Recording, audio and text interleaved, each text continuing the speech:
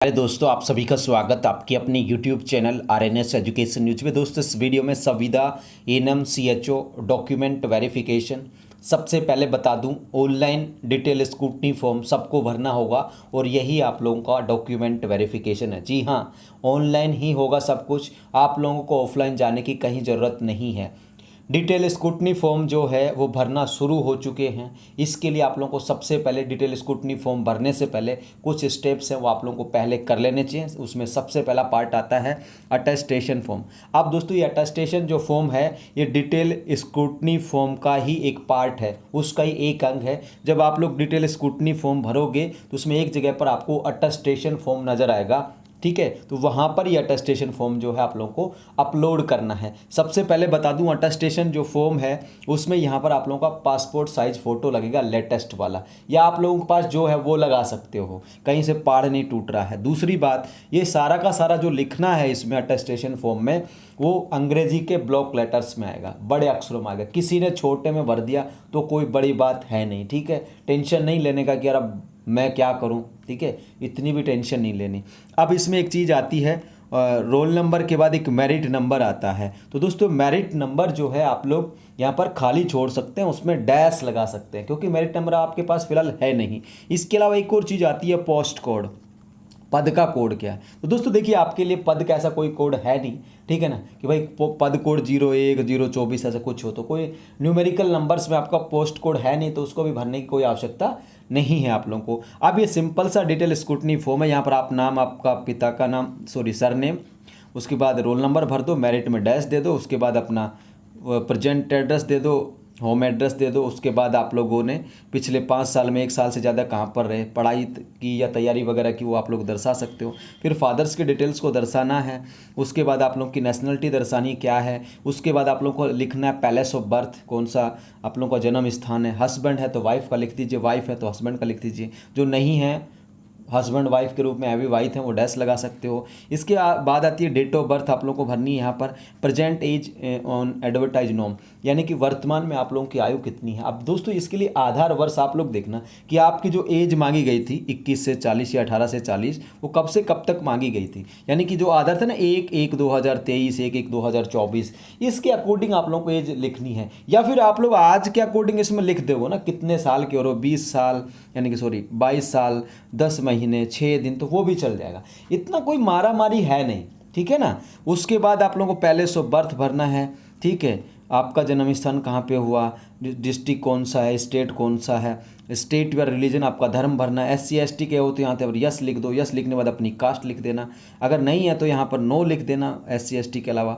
इसके अलावा यहाँ पर आती है कि आप लोगों ने पढ़ाई 15 साल के बाद की जो उम्र थी, उसके बाद आप लोगों ने कहाँ से की पढ़ाई। अब इसमें आप लोगों को बेसिकली क्या था, बोर्ड एग्जाम्स का लिखना था, 10वीं का, 12वीं का, या किसी ने मान लो 10वीं के बाद 12वीं, मतलब 15 से पहले कर ली थी 10वीं, तो वो क्या करें। अगर आपने यहाँ पर 10वीं लिख भी दिया तो भी कोई बड़ी बात नहीं है, नहीं लिखा तो भी कोई बड़ी बात नहीं है। 11वीं की लिखने की ज़रूरत नहीं है, 9वीं क्लास की लिखने की ज़रूरत नहीं थी। अगर किसी ने लिख भी दिया ना तो भी चिंता नहीं करने का कि वो गलत नहीं हुआ है, ठीक है, बिल्कुल भी गलत नहीं हुआ। यहाँ पर आप लोगों को भरना है।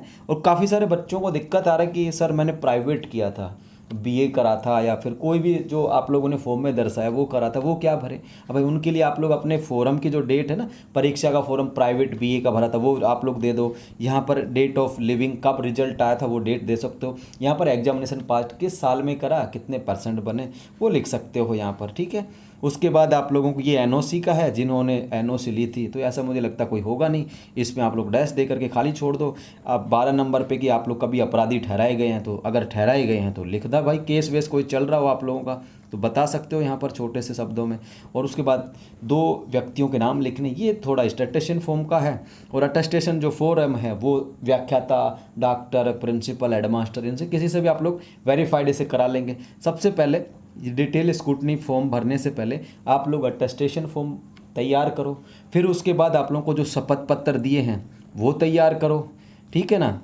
उसके बाद क्या करना है, आप लोगों को ई मित्र के पास जाना है। पहले ही मत चले जाना, आप किसी को 50 किलोमीटर दूर हो तुम उठाए बस्ता झोला और चले गए और बना के ले गए कुछ नहीं, जाके और खड़े हो गए दुकान पे ई मित्र वाले, भाई साहब फॉर्म भर दो, मांगे तुमसे और तुम कहो मेरे पास तो कुछ नहीं है, अभी निकालता हूँ। फिर बंगले झांकते हैं, जैसे कुछ नहीं आता परीक्षा में तो देखते हैं, वो लेंटर की तरफ देखते हैं, फिर गाटरें होती थी पहले, उनकी देखते हैं कितनी हैं, पट्टियाँ कितनी लगी हैं। तो ऐसे मत करना, पहले आप लोगों को अटेस्टेशन फॉर्म, जितने शपथ पत्र हैं वो सारे कंप्लीट करके फिर ई मित्र की दुकान पे जाना है, ठीक है ना। तो ये पूरी बात थी। इसके अलावा लाइव फ़ोटो का भी एक चीज़ आ रही है बहुत सारे अभ्यर्थियों के पास कि सर लाइव फ़ोटो का कब होगा। देखिए, जब आपके पास लिंक आ जाए ना, उस दिन आप लोगों का लाइव फ़ोटो का आप लोग कर देना अपलोड। और लाइव फ़ोटो अपलोड होगी फ्रंट कैमरा से। किससे होगी? फ्रंट कैमरा से। बैकग्राउंड वाइट होगा, यानी जब लाइव फ़ोटो आप लोग डालोगे, अपलोड करोगे, तो ये जो वाइट दिख रहा है ना, इसमें वाइट जो सफ़ेद दिख रहा है कागज़ जैसा रंग, वैसा होना चाहिए। नहीं है, घर में दीवारें ऐसी नहीं हैं तो कोई भी कपड़ा वगैरह लगा लेना, ठीक है। तो ये है। तो ये लाइव फ़ोटो का आप लोगों को मैसेज मिलेगा, किसी को मिल गया है, किसी को नहीं मिला। अगर नहीं मिला तो बैठे मत रहना, आप लोग डिटेल स्क्रूटनी फॉर्म तो भर सकते हो, ठीक है। ये कहीं नहीं लिखा कि पहले लाइव फ़ोटो अपलोड करो फिर स्क्रूटनी फॉर्म भरो। जो आप लोगों का हो रहा है वो आप लोग कर दो। लाइव फ़ोटो के लिए आप लोगों को मैसेज मिल जाएगा, ठीक है। लाइव फ़ोटो अपलोड कैसे करनी है? फ्रंट कैमरा से करनी है। मैंने बता रखा पिछले वीडियो में जो जीएनएम के लिए दिया था, उसमें पूरा डिटेल से समझा रखा, एक बार और समझा दूंगा, ठीक है। फिर ये शपथ पत्र है, कुछ ये जाति प्रमाण पत्र के लिए है। इसका अब काफ़ी सारे बच्चों को होता है नोटरी। तो देखिए, नोटरी ज़रूरी भी नहीं है और करवा रहे हैं तो भी कोई दिक्कत है नहीं, ठीक है। क्योंकि बोर्ड अध्यक्ष ने एक बार कहा था कि भाई नोटरी इसकी ज़रूरी नहीं है, अगर आप नहीं करवा रहे हैं तो स्टाम्प पेपर पर लिखवा के दे दो। तो नोटरी में 20 या 40 रुपये का खर्चा आता होगा, अगर लगाना चाहो तो लगा सकते हो, ठीक है। नोटरी किन किन की होगी? ये जो आपके कागजात जाली नहीं है उसकी होगी। दूसरा, यहाँ पर आप लोगों का जो शपथ पत्र है जाति का, इसकी आप नोटरी ना करवाओ तो भी चलेगा, ठीक है। तीसरा, यहाँ पर हस्तलिखित, ये बिना नोटरी के चलेगा, बिना उसके चलेगा, आपकी हैंड राइटिंग वाला। इस पेज को पूरा निकलवा लेना और इसे करवा लेना। मैं बता चुका हूँ लेकिन फिर भी डिटेल्स आ रही है। इसके अलावा दोस्तों, धूम्रपान व नशा नहीं करने का शपथ पत्र और एक दहेज का। दोस्तों, जब हम डिटेल स्क्रूटनी फॉर्म भर रहे हैं ना, तो दो चीज़ें एक साथ आ रही हैं कि दहेज और नशे का जो प्रमाण पत्र है, शपथ पत्र है सॉरी, वो एक साथ एक ऑप्शन आ रहा है, उसमें अपलोड करना पड़ेगा। दूसरा, एक संतान संबंधी है, ठीक है दोस्तों, ये संतान संबंधी है। तो ये ऑप्शन अलग आ रहा है संतान का, और दहेज और नशे वाला अलग ऑप्शन आ रहा है। अब क्या करें भाई साहब कि सबने तो एक एक में बनवा ले, क्योंकि मेरा पिछला वीडियो जब मैंने डाला था, जब मैंने कहा था कि आप संतान का एक बनवा सकते हो, है ना, और दूसरे 2 बनवा सकते हो, यानी 2 बनवा सकते हो या एक में करवा सकते हो। तो काफ़ी सारे बच्चों ने, या जो स्टाम्प बेच रहे हैं, जो आपको लिख के दे रहे हैं, वो भी क्या कर रहे हैं, एक स्टाम्प में सारा बना दे रहे हैं। अब ऑप्शन पता क्या है? या तो जिन्होंने एक में सब कुछ बनवा लिया, एक ही स्टाम्प पेपर बनवा लिया, नशे का भी, दहेज नहीं लूँगा, नहीं लूँगी, नहीं देंगे उनका, इसके अलावा नशा, दहेज, संतान सारा एक में बनवा लिया, तो आप लोगों को 2 जगह फिर ये अपलोड करना पड़ेगा। एक तो दहेज वाले और नशे वाले में भी करना पड़ेगा, एक आप लोगों का संतान संबंधी में करना पड़ेगा। चाहो तो अभी तक नहीं करवाए तो अलग अलग करवा दो। किसी ने एक ही बनवा लिया, अपलोड कर दिया दोनों जगह पर एक, तो वो भी कोई दिक्कत नहीं है। अगर यदि बाद में ऑब्जेक्शन आए तो फिर आप लोग दहेज का और नशे का अलग से जमा करवा देना। कोई टेंशन नहीं लेनी है यार। डॉक्यूमेंट में देखिए, फर्जी नहीं हो, कोई डॉक्यूमेंट नहीं लगा, गलती कर दी तो कोई पहाड़ नहीं टूट जाएगा कि पहाड़ टूट गया, आपको बाहर नहीं करा जाएगा। कोई भी कागज़ आपने यदि नहीं लगाया ना, और कोई कागज़ आप लोग नहीं लगा पाए, भूल गए, गलती का लगा दिया, तो आप लोगों को बाहर नहीं करेंगे नौकरी से। यदि आप लोग कट ऑफ में शामिल हो रहे हो तो बच्चों आपको कट ऑफ में शामिल कर लेंगे, ठीक है ना, मेरी बात को समझो।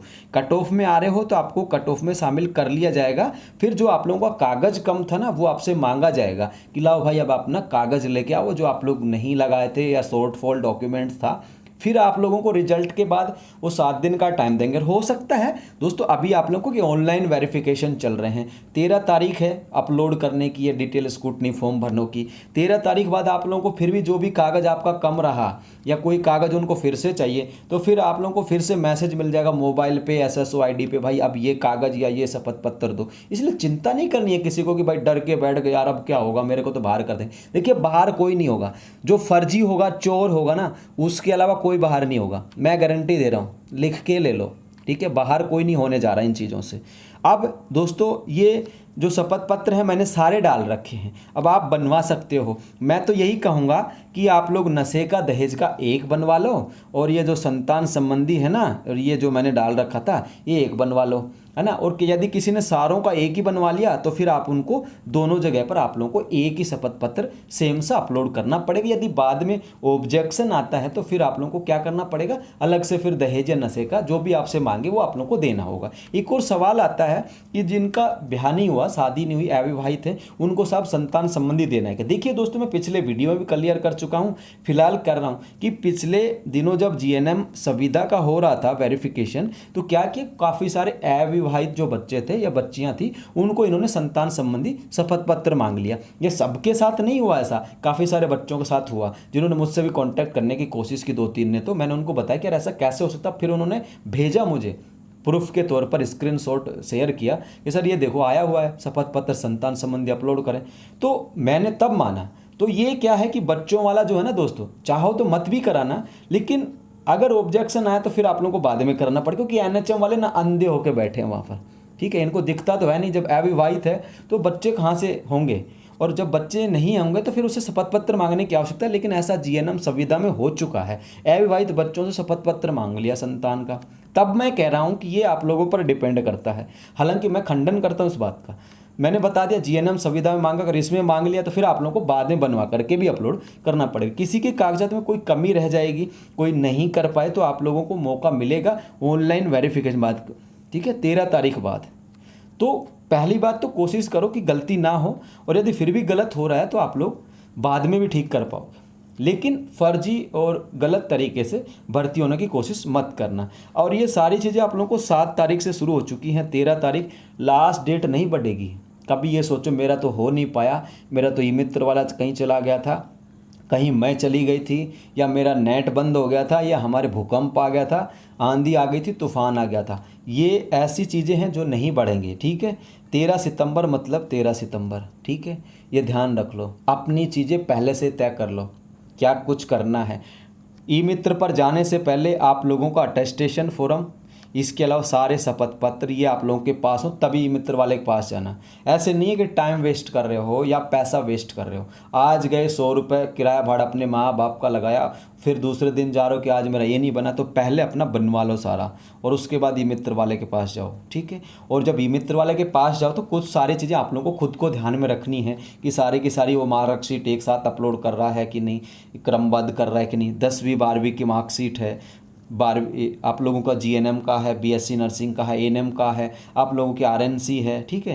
ये तमाम चीज़ें आप लोगों को देनी पड़ेंगी। अंतिम संस्थान द्वारा जारी चरित्र प्रमाण पत्र। अब काफ़ी सारे बच्चों को दिक्कत हो रही है, यार मैं कैसे बेंगलोर जाऊं, तो भाई जो है ना आपके पास चरित्र वो लगा दो, बाद में जब होगा ऑब्जेक्शन तो देखा जाएगा क्या कुछ है, ठीक है ना। ये अल्टरनेट तरीका बता रहा हूँ, हालांकि मैं इस पक्ष में नहीं हूँ कि आप लोग किस तरह की चीज़ें करें, लेकिन मुझे पता है कि करने के बाद भी लगेंगे, ठीक है। तो ये सारी चीज़ें हैं, मूल निवास लगाना है और जो भी आपके डॉक्यूमेंट है वो लगा सकते हैं, ठीक है।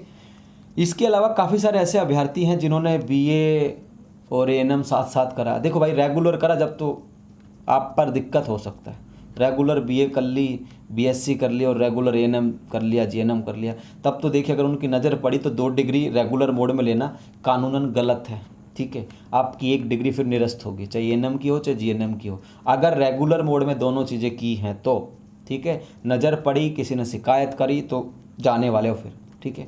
और किसी ने प्राइवेट बीए करा, बीएससी करा और साथ में रेगुलर मोड में एएनएम करा, जीएनएम करा, बीएससी नर्सिंग करा, तो उसमें कोई दिक्कत नहीं है। ड्यूल डिग्री आप लोग ले सकते हो, बट रेगुलर मोड में दोनों डिग्रियां नहीं ली जा सकती, इस बात का भी ध्यान रखें।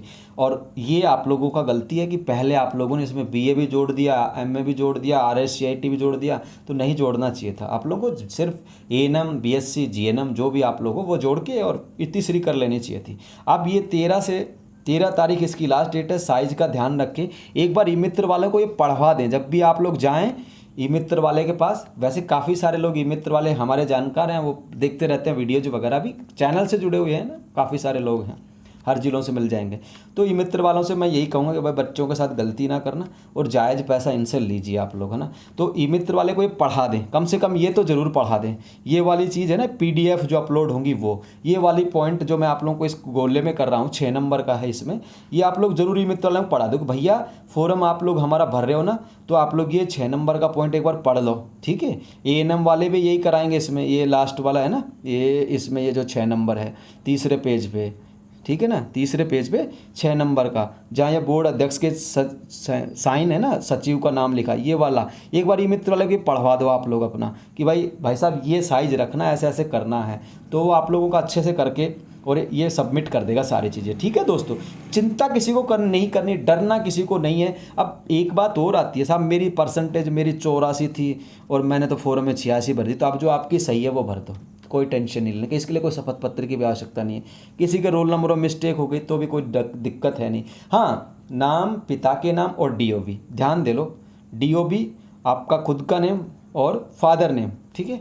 इनमें कोई दिक्कत है तो आई सजेस्ट यू कि मैं आप लोगों को निवेदन करूंगा, सलाह दूंगा कि आप लोग शपथ पत्र पेश करें, क्योंकि नाम, जन्म तिथि और पिता के नाम के बहुत बड़े मसले हैं। इन 3 चीज़ों में आप लोग ज़रूर वो करें। बाकी किसी की परसेंटेज में वो EU की मात्रा गलत हो रही है, किसी का पॉइंट में 16 की जगह 26 हो गया, तो इतना टेंशन नहीं लेने का, बस आप लोगों तो अपलोड कर दो सही तरीके से, अपनी तरफ से कोशिश करो सारी चीज़ें सही भरी जाएं, सही से अपलोड हो, और फिर भी कोई रह जाएगी तो आप लोगों को चांस मिल जाएगा ऑनलाइन ही सबमिट करने का, सही करने का। भागा दौड़ी नहीं करनी, हड़बड़ाहट नहीं करना कि यार क्या होगा, मेरे को तो बाहर तो नहीं कर देंगे। भाई बाहर कोई नहीं होगा, बाहर होगा फर्जी, चोर, डकैत।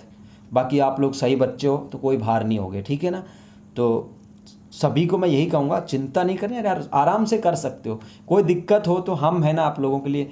जब से वेरिफिकेशन शुरू है तब से इंस्टाग्राम, पर्सनल कॉल, मैसेजेस के सबके जवाब देने की कोशिश कर रहा हूँ। ये सब सिर्फ आप लोगों के लिए कि यार बच्चों के साथ कोई दिक्कत ना हो, ठीक है ना। सारी चीज़ें आप लोग लगा सकते हो, ठीक है। राजपत्रित अधिकारी बच्चों का, संस्थान का, ये सारा कुछ आप पहले से प्रिपेयर करके रखो, फिर ई मित्र वाले के पास जाओ, ताकि वो जो भी मांगे वो आप लोग दे सको। 10वीं मांगी, 12वीं मांगी, सारी मार्कशीट निकाल करके आराम से दो। ऐसा लगे कि तुम सबसे सीनियर, अच्छे पढ़े लिखे हो और आप लोगों को पूरा ज्ञान है। ये मित्र वाला भी देखते हुए रहता है, यार ये तो बड़ा तेज निकला, या तेज निकली, कितने अच्छे बच्चे हैं जो 1 मिनट में सारे के सारे डॉक्यूमेंट निकाल दे रहे हैं। अब ये कभी होता है नहीं आपके पास, आप ढूंढ रहे हो वो जो पॉलीथीन होता है उसमें, या आप लोगों की फाइल में कहाँ गया मेरा तो मूल निवास, गायब हो गया जी, फोटो गायब होगी, है ना। और एक और चीज़ बता दूँ, साइन बेटा वो आपको वही करने हैं जो आप लोग अपने फॉर्म में करे हैं आप लोगों ने फॉर्म में। अगर किसी ने फॉर्म के अतिरिक्त अलग भी कर दिए हैं ना, तो वो देखा जाएगा बाद में इशू आता है कि नहीं आता है, ठीक है ना। कोशिश करें कि आपके फॉर्म में जो साइन थे वो आप लोग करो, और जो फोटो है साथियों वो आप लोग स्क्रूटनी जो फॉर्म है उसमें आप लोग कोई सा भी फ़ोटो लगा सकते हो ना, क्योंकि GNM में इन्होंने यही कहा था कि आप लोग जो फॉर्म में फ़ोटो लगाए हो वही फ़ोटो लगाना है। लेकिन